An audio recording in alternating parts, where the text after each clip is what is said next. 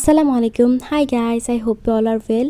আজকে আমার হাতের দেশি ফ্রেঞ্চ ফ্রাই রেসিপিটা শেয়ার করব অ্যান্ড এটাকে কিভাবে ফ্রোজেন করে রেখে খেতে পারবেন সেটাও আপনাদের সাথে এই ভিডিওতে শেয়ার করব।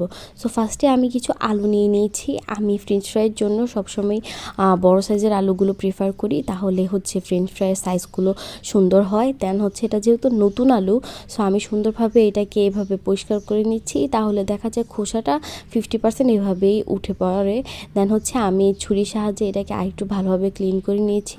আর হালকা হালকা যতটুকু খোসা আছে সেটা কোনো প্রবলেম নেই, নতুন আলু যেহেতু। দেন হচ্ছে আমি এভাবে কেটে সুন্দরভাবে এটাকে বয়েল হওয়ার জন্য বসিয়ে দিলাম।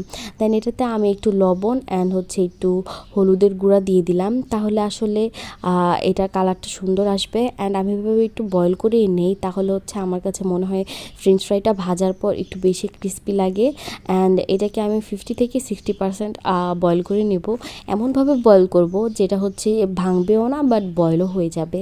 দেন এটাতে দেখতে পাচ্ছেন যে একটা পিসও ভাঙে নেই। আমি লবণ, হলুদের গুঁড়া, দেন হচ্ছে মরিচের গুঁড়া দিয়ে দিয়েছি, একটুখানি আদা রসুন বাটা দিয়েছি অ্যান্ড অল্প পরিমাণে সয়া সস দিয়েছি।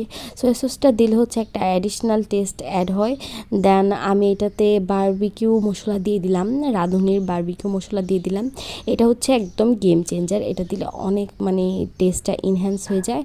দেন এটাতে আমি কর্নফ্লাওয়ার দিয়ে দিলাম। আপনাদের বাসায় যখন যেটা থাকবে, কর্নফ্লাওয়ার, বার্লি, চালের গুঁড়া একটা দিলেই হবে। আমার বাসায় যখন যেটা থাকে আমি তখন সেটাই দিয়ে নেই। দেন হচ্ছে এভাবে আমি ভালোভাবে হাতের সাহায্যে এটাকে মিক্স করে নিলাম।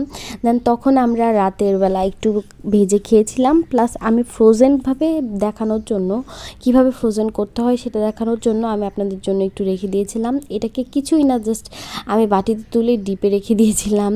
এটা দেখতে পাচ্ছেন যে কত সুন্দর হয়েছে। অ্যান্ড আমি এটাকে ফ্রোজেনই গরম তেলে ভেজে নিচ্ছি। এভাবে খেলে আপনারা বুঝতেই পারবেন না যে এটা আপনি এখন প্রিপেয়ার করে খান নেই, এটা হচ্ছে ফ্রোজেন ছিল। কোনোভাবে বোঝার কোনো উপায় নেই, আপনারা জাস্ট একবার ট্রাই করে দেখবেন।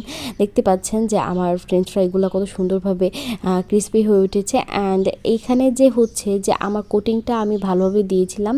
অ্যান্ড এটা কড়াইটা একটু ছোট ছিল বলে এটা একটার সাথে একটা লেগে ছিল। আমার একটু বড় কড়াই ইউজ করা প্রয়োজন ছিল, বাট আমি আগের দিন যেহেতু ছোট কড়াইতে ভেজেছি, সো আমি এটাতেই ভেজে নিয়েছিলাম। দেখতে পাচ্ছেন যে ফ্রেঞ্চ ফ্রাইগুলো দেখতে কতটা সুন্দর হয়েছে অ্যান্ড খেতে অনেক মজা হয়েছে, ট্রাস্ট মি। অ্যান্ড অনেক ক্রিস্পিও ছিল।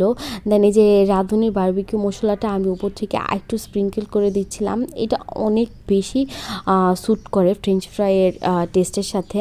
সো আমি এটা অলওয়েজ ইউজ করি, ট্রাই করি এটা ইউজ করার। বা আমি হোমমেড কিছু স্পাইসেসও বানিয়ে থাকি, সেটাও